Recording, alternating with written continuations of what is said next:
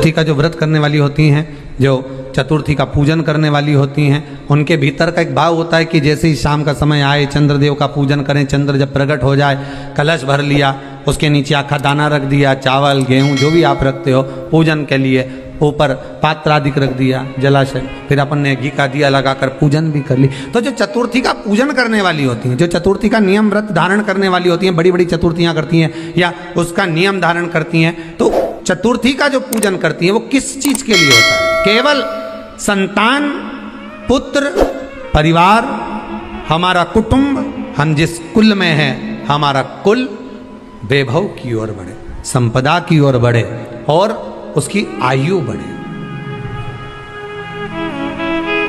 उसकी आयु बढ़े, वैभव बढ़े। बहुत ध्यान दीजिएगा महाराज, चतुर्थी की पूजन में जो आप आखा दाना रखते हो, गेहूं वगैरह कुछ भी जो भी रखते हो, उसकी बड़ी महत्वता होती है महाराज। यहां तक कहा गया है, चतुर्थी की कथा तो आप लोग पढ़ते होंगे, जो लोग पढ़ते हैं उनको मालूम होगा, चतुर्थी की कथा में लिखा है,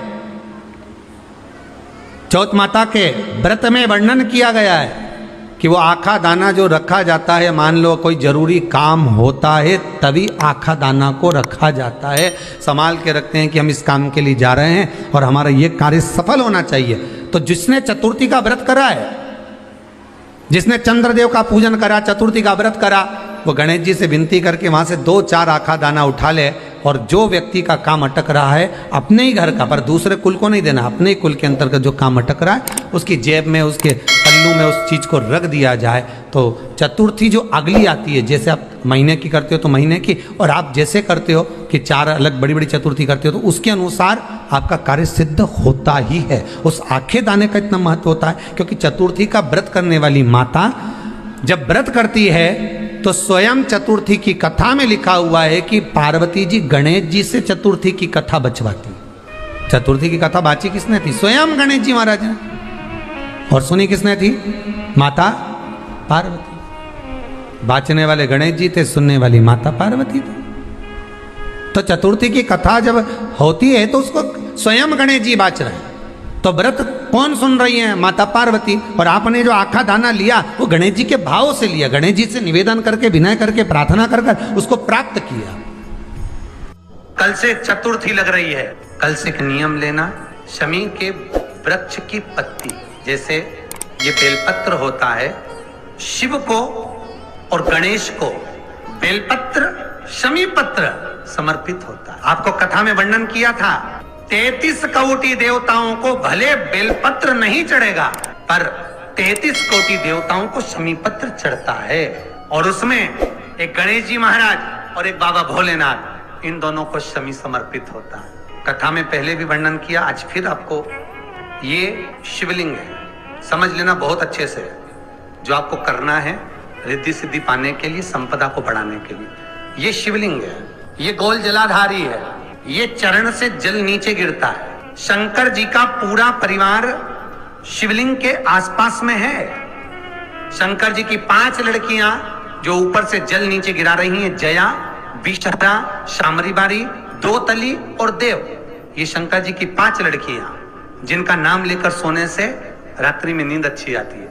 एक एक बूंद जो ऊपर से गिरा रही हैं, ये शिव की 5 बेटी। जहां से जल नीचे गिरता है, शिवलिंग का जो जल नीचे जाता है, उसके राइट भाग में गणेश जी का स्थान, लेफ्ट भाग में कार्तिकेय का स्थान, बीच में शंकर जी की सबसे छोटी लड़की अशोक सुंदरी का स्थान। शिव महापुराण की कथा कहती है और गणेश चरित्र अपन श्रवण कर रहे हैं। और कल से चतुर्थी लग रही है, जिसके घर में संपदा की कमी पड़ती हो, बीमारियां ज्यादा फैल रही हो, बहुत कष्ट हो महाराज, बहुत ज्यादा दुखी हो महाराज, कोई काम नहीं बन रहा, बहुत तकलीफ में हो, तो शमी पत्र, शमी की पत्ती, जहां गणेश जी का स्थान है वहां पर 5 शमी पत्र, 5 समर्पित करें और शंकर जी के ऊपर 3 शमी पत्र समर्पित करें। बहुत ध्यान देना, 5 शमी पत्र जहां गणेश जी का स्थान है शिवलिंग में, वहां समर्पित करें।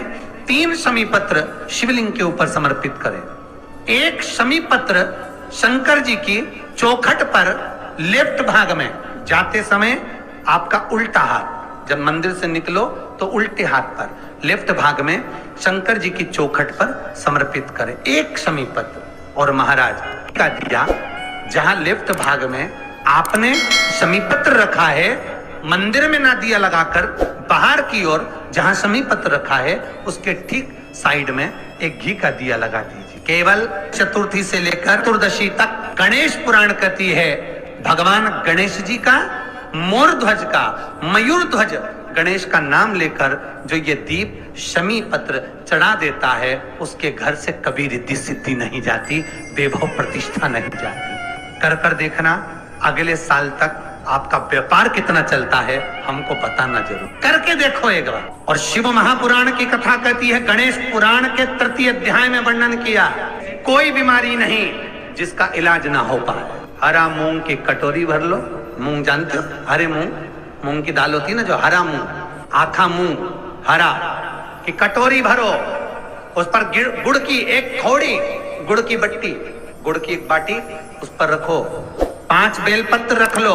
और जिस व्यक्ति को बहुत भारी बीमारी है, कैंसर जैसा रोग भी है, किडनी लीवर जो भी उसके खराब हो रहे हैं, कोई तकलीफ है, बस वो कटोरी में मूंग लेकर उसमें गुड़ की खोड़ी रखकर 5 बेलपत्र रखकर, जिसको बहुत बीमारी हो, दमा, श्वास, किडनी आदि का आदि बहुत बीमारी हो, 21 बार शरीर पर से उतार कर महाराज सीधे हाथ में रखकर नाम गोत्र खुद का बोलकर और भगवान से गणेश जी से विनती कर कर उस कटोरी नहीं लेना, पुरानी कटोरी नहीं लेना, कोई कटोरी घर में नहीं हो, नई कटोरी, और उसको गणेश जी के मंदिर में पहुंचा दीजिए। गणेश जी के मंदिर में पहुंचाएं, गणेश जी के मंदिर में पंडित जी भी बैठे रहे, हाथ में मत देना उस कटोरी को, भले दरवाजे पर चौखट पर गणेश जी के राइट हैंड की ओर, आपका उल्टा हाथ होगा, गणेश जी का सीधा हाथ होगा, तो गणेश जी का जो राइट हैंड हो दर्शन करते समय सीधा हाथ इधर आएगा, उस हाथ के वहीं पर अर्थात जमीन पे ही रख देना, पर रखना भूमि पर। महाराज कैसी भी बीमारी होगी, अगर चलने में भी तकलीफ हो रही होगी तो आपको अंतर मालूम पड़ जाएगा। गणेश जी महाराज ने कश्यप ऋषि से कहा, सुनो कश्यप बाबा, आपने मुझे दुर्वा समर्पित करी है, ये दुर्वा जो मुझे देगा वो वैभव प्राप्त करेगा, जो दुर्वा मुझे समर्पित करेगा उसके जीवन में रोग दूर हटेगा। इस दुर्वा का अलग अलग महत्व है महाराज। कुएं के पास की सफेद दुर्वा, कुएं के पास की सफेद दुर्वा, यदि 40 दुर्वा गांठ लगाकर गणेश जी को समर्पित कर कर वापिस उठाकर उस दुर्वा को खाली पेट, आपके घर में भी गणेश जी होंगे, उनको समर्पित करो, खाली पेट इस दुर्वा को केवल चबा चबा कर खा लो और आधे घंटे बाद पानी को पी लो। गणेश जी को चढ़ाना, सफेद दुर्वा को गणेश जी को समर्पित कर कर चबा चबा कर खाना, उदर की प्रॉब्लम, जो भी मसा आदि की प्रॉब्लम होती है उदर से जुड़ी हुई होती है, जिस चीज से जुड़ी होगी, पेट की जितनी प्रॉब्लम होगी, आपको जितनी भी प्रॉब्लम होगी, वो सारी कितनी भी प्रॉब्लम हो पेट से जुड़ी हुई प्रॉब्लम जितनी भी होगी समाप्त।